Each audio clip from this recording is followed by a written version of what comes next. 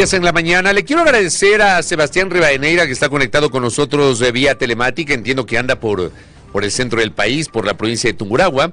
Sebastián es especialista en materia eléctrica. En su momento se desempeñó como gerente de Selec Agoyán. ¿Cómo le va, Sebastián? Qué gusto, bienvenido, buen día.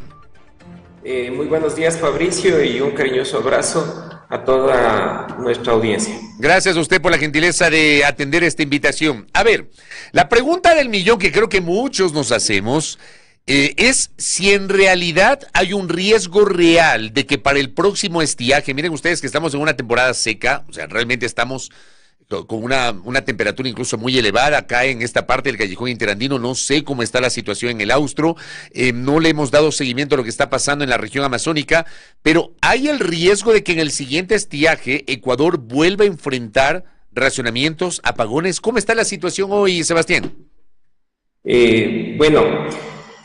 Hay un 75% de probabilidades que al menos en noviembre haya apagones. Para que nuestra ciudadanía pueda entender, los meses de octubre, noviembre, diciembre y enero no hay lluvias en ninguna de las dos cordilleras, tanto la oriental como la occidental. La mayor parte de nuestras hidroeléctricas se encuentran en la cordillera oriental y durante esos meses que les acabé de indicar no hay agua para nada. Entonces, la reserva de agua que tiene Masar, más otras pequeñas centrales hidroeléctricas que tienen represas, lamentablemente no van a ser suficientes para superar el viaje, por lo tanto es inminente el ingreso a nuevamente los apagones. Es inminente, o sea, tenemos ese riesgo real.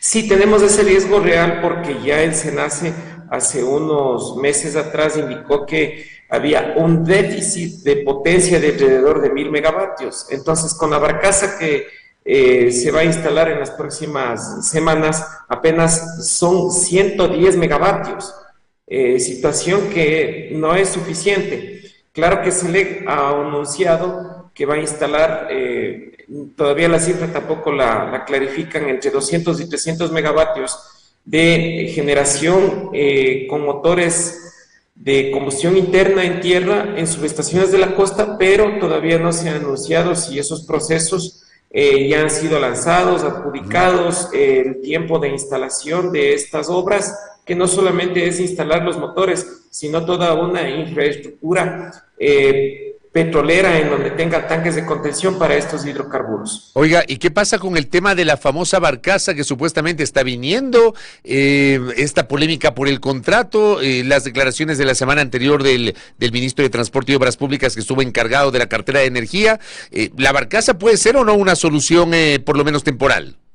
A ver, la barcaza es una inyección de morfina para un paciente oncológico que está grave y tiene muchas dolencias. Es decir, esta barcaza ayudará en algo, y lo que anuncia el ministro Luque es para indicar que ha habido alguna gestión, para indicar que se ha hecho algo, pero eso no es suficiente. Ya en meses anteriores de que ocurriera esta desgracia, ya se le indicó al personal técnico del presidente las opciones que había a través de barcazas nucleares para de alguna manera paliar esta crisis, mientras de manera paralela se inicia urgentemente la construcción de los proyectos hidroeléctricos, de centrales nucleares en tierra, de centrales a carbón.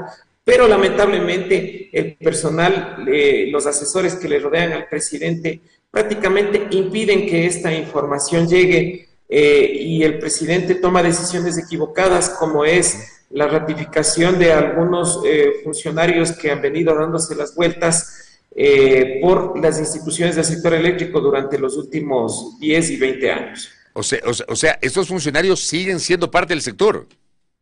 Pero por supuesto, recordemos que el gerente de Selec fue parte del equipo de trabajo. ¿El señor Uquillas o el actual?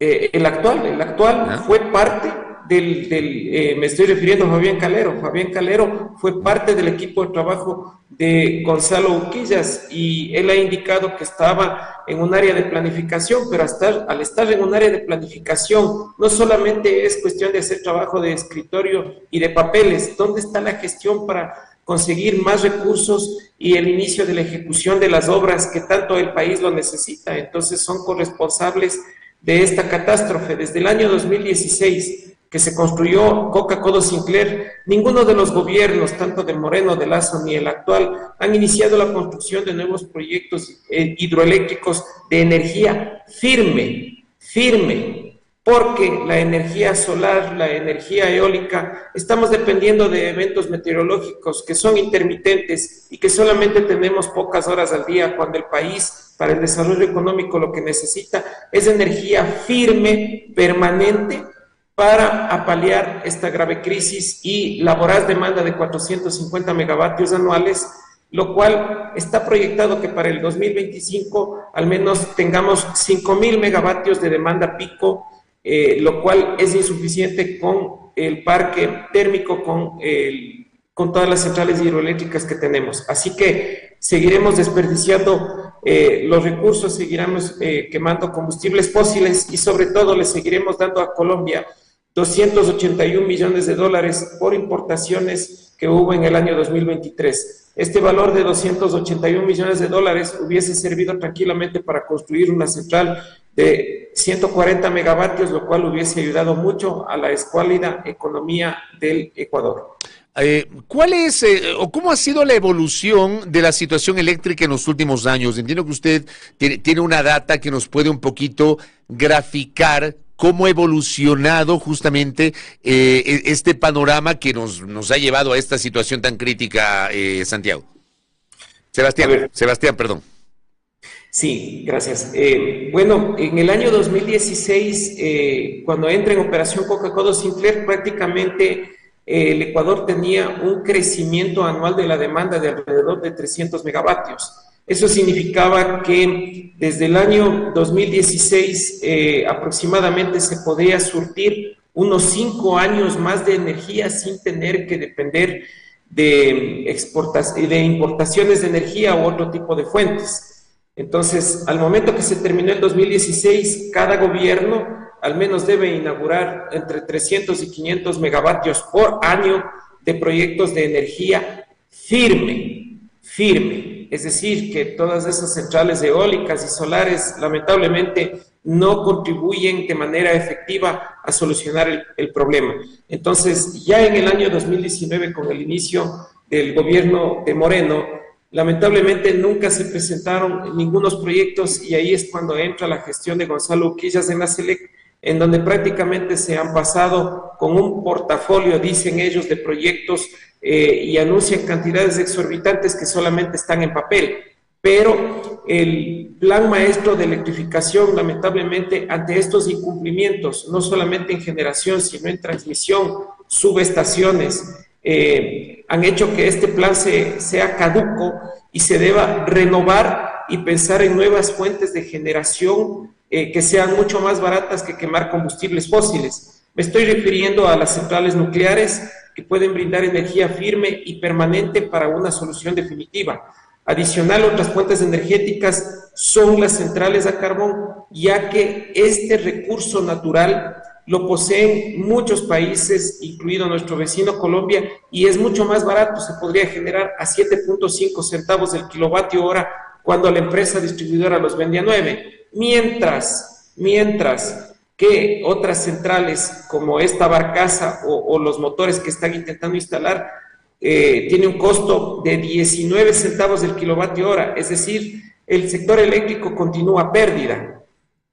Y lamentablemente ha habido opiniones de algunos actores políticos en las que se debe inclusive hacer una importación de gas. Recordemos que el mercado de gas natural en el mundo es tremendamente variable y mientras el buque se está transportando por alta mar, estos precios pueden variar y cuya fluctuación puede afectar mucho más la economía del país. Lo que sí se tiene que hacer es aprovechar y optimizar la explotación del campo Amistad para aprovechar la máxima capacidad del ciclo combinado de la central Termogas Machala, pero lamentablemente la falta de conocimiento de los asesores del gobierno no permiten desarrollar estos nuevos proyectos que prácticamente sería una revolución para el Ecuador.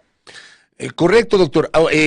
Correcto, ingeniero. Ahora, el tema es que usted también planteaba la necesidad de ir allanando el camino y abriendo trocha para retomar la construcción de proyectos de